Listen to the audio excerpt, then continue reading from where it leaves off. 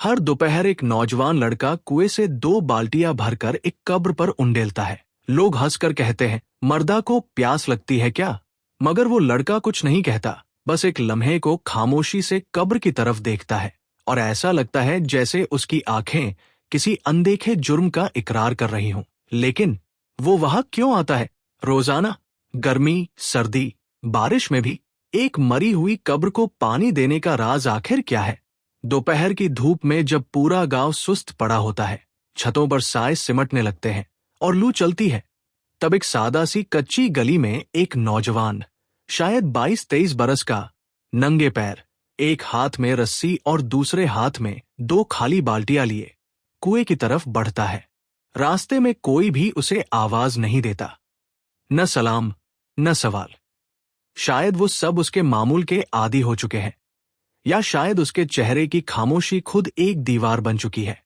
कुएं तक पहुंचकर वो बड़ी मेहनत से रस्सी डालकर पानी निकालता है, बाल्टियां लबालब भरता है और चल पड़ता है, एक तरफ जहां किसी को जाना पसंद नहीं, कब्रिस्तान।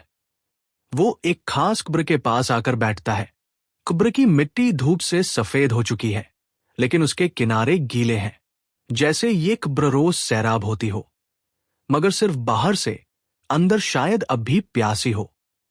वो नौजवान हाथों से कब्र की सतह पर पानी बहाता है, धीरे धीरे, जैसे कोई जख्मी पर मरहम रख रहा हो, और फिर सिर्फ बैठा रहता है, कुछ देर खामोश, न दुआ, न तिलावत, न कोई बात। बस उसकी आंखें बहती हैं, और वही आंखें उसकी जुबान का काम कर रही होती है। इस नौजवान का नाम असद है। आज से ठीक 1 साल पहले वही असद था जो पूरे गांव में सबसे हंसमुख, जिंदादिल और शौक मिजाज समझा जाता था। लोग उसकी बातों पर हंसते, लड़कियां उसकी तरफ देखकर नजरें चुरा लेती, और वो खुद को दुनिया से बेनियाज समझता था। लेकिन माँ वो थी जो हर रात उसके कदमों की आहट सुनकर दरवाजा खोल देती, रात का खाना गर्म करके रखती, और अगर वो भूखा ना हो तो परेशान हो जाती। मगर वो इस मोहब्बत को ओवर एक्टिंग समझता था। अक्सर कहा करता, अम्मी बस करे ना, बच्चा नहीं हूं। आप तो हर वक्त पीछे ही पड़ जाती है। माँ खामोश हो जाती, जैसे माँ हमेशा चुप हो जाती है। माँ के हाथों की रोटियां भी किसी दवा से कम नहीं होती। लेकिन असद ने इस बात को तब जाना, जब वो हाथ ठंडे हो चुके थे।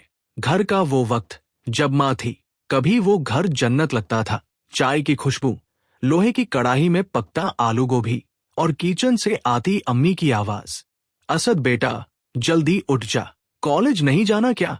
असद तकिए में मुंह दबाकर कहता, अम्मी बस 5 मिनट।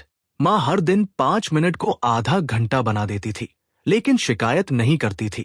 जब वो सो करता तो नाश्ता तैयार मिलता, कपड़े इस्त्री हुए होते, और दरवाजे पर जूते चमक रहे होते। वो सब कुछ इतना नॉर्मल लगने लगा था कि असद ने कभी एहसान नहीं समझा। असद एक काम लड़का था, स्मार्ट, मजाकिया, और थोड़ा गुरूर से भरा हुआ। मोबाइल उसकी दुनिया बन चुका था। व्हाट्सएप पे दोस्त, इंस्टाग्राम पर रील्स, और घर में हर सवाल का एक ही जवाब, अभी नहीं अम्मी, बाद में। माँ जब पूछती, बेटा खाना खा ले, अभी भूख नहीं है अम्मी, पानी पी ले, हलक सूखा है, अभी टीवी देख रहा हूं अम्मी, बाद में पी लूंगा। माँ के लफ्ज रुकते नहीं थे, लेकिन असद की तवज्जो किसी और ही दुनिया में थी। माँ अक्सर रात को दरवाजे के पास बैठ जाती। असद देर से आता, कभी बेमन से सलाम करता और सीधा अपने कमरे में चला जाता। माँ पूछती, कहा था बेटा इतनी देर? दोस्तों के साथ था अम्मी, कोई पूछताछ मत करो। भूख लगी हो तो खाना गरम कर दूं? नहीं चाहिए। फिर भी माँ खाना गरम करती, प्लेट में रखकर उसके कमरे के दरवाजे के पास रख देती। कभी दरवाजा नहीं खटखटाती, बस रख के चली जाती थी। वो एक खास दिन, जब सब बदल गया। वो सुबह कुछ अलग थी। अम्मी की तबीयत रात से ही खराब थी, हल्का बुखार, कमजोरी, और आंखों में थकावट। असद ने देखा तो पूछा भी नहीं। मां ने धीमे से कहा, बेटा हलक सूखा है, जरा एक ग्लास पानी दे दे। वो उस वक्त मोबाइल में एक गेम खेल रहा था। बिना देखे बोला, अभी देता हूं। मां मुस्कुरा दी। वो वही मां वाली मुस्कान थी जो शिकायत नहीं करती, सिर्फ दुआ देती है। लेकिन उस दिन पानी नहीं आया और मां देर रात चुपचाप बेहोश हो गई। अस्पताल की रात और असद की बेचैनी। अस्पताल में जब मां ऑक्सीजन मास्क में थी तो भी उन्होंने इशारे से पानी मांगा। डॉक्टर ने मना किया, अभी पानी नहीं दे सकते। लेकिन मां की आंखों में अब भी वही सवाल था, क्या अब भी मुझे एक घूंट मिलेगा? असद की आंखें भर आई थी। वो ग्लास लिए दरवाजे पर खड़ा था, लेकिन अब दे नहीं सकता था। सुबह 3:22। मां की सांसें रुक गई। चेहरे पर सुकून था, जैसे इंतजार खत्म हो गया हो। असद की दुनिया थम गई। जिस आवाज को वो बैकग्राउंड नॉइज समझता था, अब वो गूंज बन चुकी थी। एक खामोश गूंज जो दिल को फाड़ती थी। घर वापसी और यादों की चोट। घर में सब कुछ वैसा ही था, चाय का कप अधूरा, किचन में वो स्टील की प्लेटें, लेकिन अब कुछ भी नहीं बदलेगा। असद ने मां के कमरे का दरवाजा खोला। अंदर एक सफेद रुमाल रखा था जिस पर लिखा था, बेटा जब भी थक जाए तो बैठ जाना, मैं वही हूं। कब्र की तरफ पहला सफर। असद की टांगे कांप रही थी। वो पानी लेकर गया था, लेकिन अब वो देने नहीं, माफी मांगने गया था। कब्र के पास पहली बार जो आंसू निकले वो किसी अफसोस के नहीं, किसी गुनाह की सजा के थे। लेकिन कहानी यही खत्म नहीं होती। मां की आखिरी सांस से पहले वो एक घूंट पानी जो वक्त रहते नहीं पहुंचा, और कैसे उस एक लम्हे ने असद की जिंदगी को हमेशा के लिए बदल दिया। कभी कभी एक लम्हे की देरी जिंदगी भर की सजा बन जाती है। और उस दिन जब मां ने सिर्फ एक घूंट पानी मांगा, मैं सिर्फ 2 मिनट देर से पहुंचा था, लेकिन मां हमेशा के लिए खामोश हो चुकी थी। गर्मी अपने चरम पर थी। लू ऐसे चल रही थी जैसे हवा नहीं, आग के तीर चल रहे हों। घर के बरामदे में मां चारपाई पर लेटी थी। उसकी सांसें तेज थी, सीने का उतार चढ़ाव जैसे किसी पत्थर को हिला रहा हो। उसकी आंखों में नमी नहीं थी, लेकिन होंठ प्यास से सूख कर चिपक से गए थे। मैं अंदर अपने मोबाइल में बिजी था। दोस्तों के ग्रुप में हंसी मजाक चल रहा था। बेटा पानी, मां की आवाज दरवाजे से टकराकर मुझ तक पहुंची। मैं कुछ सेकंड रुका, फिर सोचा अभी गेम चल रहा है, 1 मिनट बाद जाता हूं। वो 1 मिनट फिर कभी नहीं लौटा। जब मैं किचन से गिलास में ठंडा पानी लेकर बाहर पहुंचा, मां की आंखें बंद थी, सांसें थमी हुई, और गिलास मेरे हाथ में कांप रहा था। मां, मां, पानी लाया हूं। कोई जवाब नहीं। मैंने उसका हाथ हिलाया, ठंडा। मां, उठो ना, देखो पानी लाया हूं। लेकिन अब उसकी प्यास खत्म हो चुकी थी, या शायद वो प्यास अब मुझ में उतर आई थी। एक ऐसी प्यास जो कोई पानी नहीं बुझा सकता। उस दिन मुझे पहली बार एहसास हुआ कि प्यार की मांग के लिए कोई रिमाइंडर नहीं आता। मां की आंखें जो हर दिन मेरा इंतजार करती थी, अब हमेशा के लिए बंद हो चुकी थी। मेरी जिंदगी की सबसे बड़ी देर बस उसे घूंट की थी जो मैं वक्त पर न दे सका। वो घड़ी जो रुक गई थी। मां की मौत की खबर जैसे पूरे मोहल्ले में गूंज गई। पड़ोसी आए, रिश्तेदार आए, सबने मेरी पीठ थपथपाई। कोई कुछ कह ना सका, लेकिन मेरे अंदर जो तूफान उठा था वो किसी को दिखाई नहीं दे रहा था। एक घूंट पानी, इतना ही तो मांगा था। हर रात मैं यही सोचकर सोता और इसी सोच के साथ जागता। उस दिन के बाद हर चीज बदल गई। घर तो वही था, दीवारें वही, पर अब वो सुकून नहीं था। बरामदे की वो चारपाई खाली थी, लेकिन वहां एक साया रहता था, मेरी नालायकी का साया। मैंने मोबाइल फेंक दिया, दोस्तों से मिलना जुलना छोड़ दिया। अब मैं बस मां की कब्र पर जाने लगा और हर रोज 2 बाल्टी पानी लेकर वहां खड़ा हो जाता। मां, अब भी प्यास लगी है क्या? मैं लाया हूं। इस बार वक्त से, लेकिन कब्र खामोश रहती थी और मेरी आंखें बोलती थी। हर दोपहर एक लड़का 2 बाल्टियां पानी लेकर एक पुरानी कब्र पर उंडेलता है। लोग कहते हैं पागल है, लेकिन वो नहीं जानते कि इस पानी से मैं किसी और की नहीं, अपने ज़मीर की आग बुझा रहा हूँ। कब्रिस्तान शहर से जरा हटकर था। चारों तरफ बबूल के पेड़, जमीन धूप से तप रही थी और उस तपती जमीन में एक कब्र, मेरी माँ की। माँ के जाने के बाद मैं पहली बार उस कब्रिस्तान पहुंचा था। हाथ में पानी की बाल्टी थी और दिल में वो घूंट जो माँ कभी पी न सकी। पहली दोपहर मैंने कब्र के पास जाकर बाल्टी से पानी उंडेलना शुरू किया। धीरे धीरे, जैसे माँ को सुकून पहुंच रहा हो। मिट्टी में से भाप उठी, जैसे किसी ने तवे पर आंसू गिरा दिए हों। तभी पीछे से आवाज आई, अबे ओ, मरने वालों को भी प्यास लगती है क्या? कब्रिस्तान के कोने में बैठा एक बुजुर्ग चपरासी हंस रहा था और उसके साथ दो और कब्र खोदने वाले भी मुस्कुरा रहे थे। मैं चुप रहा, ना कुछ कहा, ना पलट कर देखा, क्योंकि जो बात मेरे दिल में जल रही थी वो उनके दिमाग की सोच से कहीं ज्यादा गहरी थी। हाँ, मरने वाले को नहीं, पर मारने वाले को बहुत लगती है। ये मैंने बस अपने अंदर कहा, किसी को नहीं बताया। लोग अब मुझे पहचानने लगे थे। पानी वाला लड़का। कभी कोई मजाक करता, कभी कोई दुआ देता, कभी कोई वीडियो बनाकर सोशल मीडिया पर डालता, देखो कैसा दीवाना है, माँ की कब्र पर पानी डालता है हर रोज। मगर वो नहीं जानते थे कि मैं बस एक ही काम कर रहा हूँ, हर दिन माँ से माफी मांग रहा हूँ। वो माफी जो शब्दों से नहीं, आंखों के पानी और कब्र की मिट्टी से निकलती है। कभी कभी एक छोटी सी बात पूरी दुनिया बदल देती है। मैंने देखा, धीरे धीरे लोग रुकने लगे। कुछ बुजुर्ग, कुछ जवान, सब पूछते, भाई क्यों करते हो ऐसा? और मैं मुस्कुरा कर कहता, माँ ने एक दिन एक घूंट मांगा था, मैं देर से पहुंचा। अब मैं चाहता हूं कि वो देर हर रोज थोड़ी कम हो जाए। उस दिन जब एक और लड़का पानी लेकर आया, एक दिन एक 13 साल का बच्चा मेरे पास आया, हाथ में पानी की बोतल थी। अंकल, क्या मैं भी अपनी नानी की कब्र पर पानी डाल सकता हूं? मैं उसकी आंखों में देख रहा था। उसमें वो मासूमियत थी जो मां के अंतिम लम्हों में थी। और मैं जानता था, शायद मेरा पछतावा किसी और की हिफाजत बन रहा है।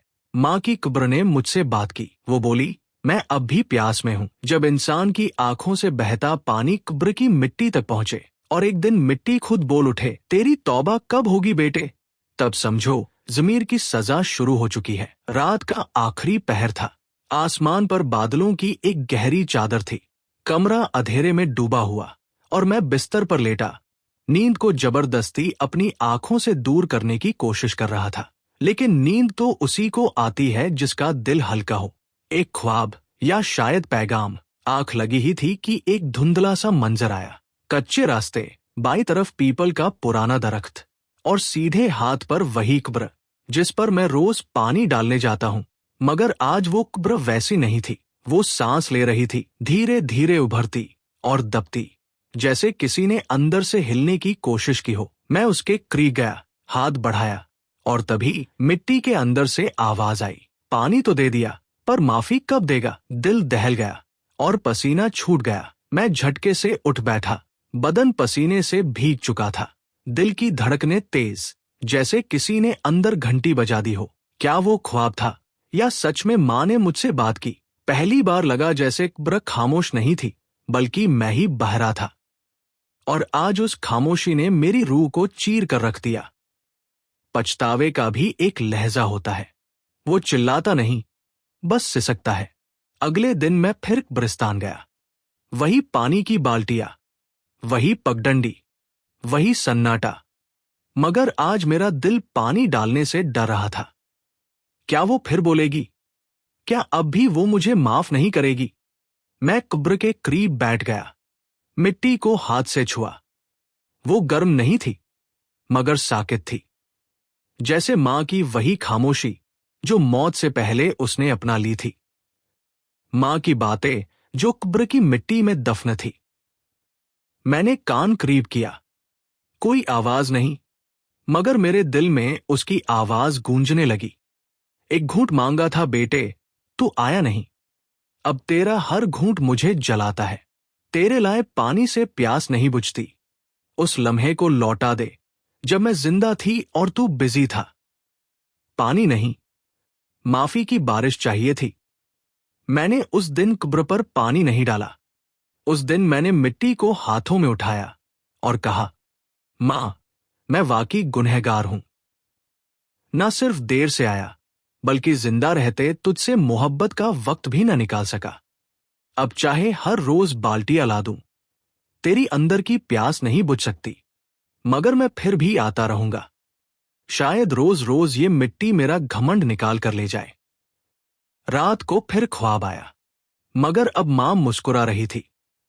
उस रात मां ख्वाब में आई, मगर अब न कब्र थी न मिट्टी, सिर्फ रोशनी थी। और उस रोशनी में मां कह रही थी, पानी का शुक्रिया, अब अपने दिल को धो। यही असली माफी है बेटे। कुछ अल्फाज ऐसे होते हैं जो किसी को सुनाने के लिए नहीं, बस कब्र पर छोड़ देने के लिए लिखे जाते हैं, ताकि मिट्टी पढ़े और आसमान तक पहुंचा दे। सुबह का वक्त था, लेकिन दिल में रात जैसा सन्नाटा था। आज मैं किसी रोज की तरह बाल्टी भर पानी लेकर कब्रिस्तान नहीं गया। आज मेरे हाथ में सिर्फ एक छोटा सा कागज था, एक खत, जिसमें सिर्फ मां के लिए वो सब कुछ लिखा था जो मैं कभी बोल न सका। उस खत की पहली लाइन, मां, तू तो हमेशा कहती थी, बेटा, जब मैं मर जाऊं तो मेरी कब्र पर मत रोना, बस मुझे याद करना। माफ कर मां, तुझसे वादा नहीं निभा सका। यादों का वजन कंधों से भारी था। जब मैं कब्रिस्तान पहुंचा तो हवा आज कुछ अलग थी। सर्द नहीं थी, मगर अजनबी सी लग रही थी। मैं मां की कब्र के पास बैठा, बिल्कुल उसी तरह जैसे वो जिंदा थी, और मैं उसके पैरों में बैठता था। आज फिर आंखों से पानी बह निकला, मगर आज इस पानी में पछतावा भी था, शर्म भी। मैंने वो खत कब्र पर रख दिया और धीरे से पढ़ने लगा। मां, आज तेरे बिना गुजरे हुए 3 साल हो गए हैं, और इन 3 सालों में मैं हर दिन टूटा हूं, हर रात रोया हूं। तेरे जाने के बाद मैं समझ पाया कि तू सिर्फ मां नहीं थी, तू मेरी दुआ थी, मेरा चैन थी, मेरी रातों की नींद थी। तू पूछती थी, खाना खाया, और मैं झुंझलाता था। अब हर निवाला गले में अटकता है, मां, क्योंकि तेरे हाथ की रोटी जैसा सुकून कहीं नहीं मिलता। आज सोचता हूं, काश उस दिन तुझसे गले लग जाता, काश आखिरी सांस से पहले तुझे देख लेता, काश तेरी आंखों में अपनी आंखें डालकर माफी मांग लेता। लेकिन अब सब देर हो चुका है। कब्र से कोई आवाज नहीं आई, मगर मैं सुन सकता था। मैं खत पढ़ते पढ़ते रो पड़ा। कागज मेरे आंसुओं से भीग चुका था। मिट्टी पर वो अल्फाज गिर रहे थे, और मुझे लग रहा था जैसे मां हर लफ्ज को पढ़ रही है और मुस्कुरा रही है, जैसे हमेशा करती थी जब मैं माफी मांगता था। कब्र पर एक दिया जलाया और दिल का अंधेरा कम होने लगा। उस दिन मैंने कब्र पर पहली बार पानी नहीं, दिया जलाया, क्योंकि अब जान चुका था, मां की प्यास पानी की नहीं थी, बेटे की मोहब्बत की थी, जो मैंने जिंदा रहते नहीं दी। रात को मां फिर ख्वाब में आई। इस बार उसने कुछ नहीं कहा, बस मेरे हाथ पकड़े और मुझे अपने सीने से लगा लिया। मैं जोर से रोया और उसने मेरे आंसू पोंछ दिए, और फिर एक जानी पहचानी सुकून भरी आवाज आई, अब तू मुझे समझ गया है बेटा, अब मेरी प्यास बुझ गई। इस कहानी का आखिरी सबक, मां की मोहब्बत कभी खत्म नहीं होती।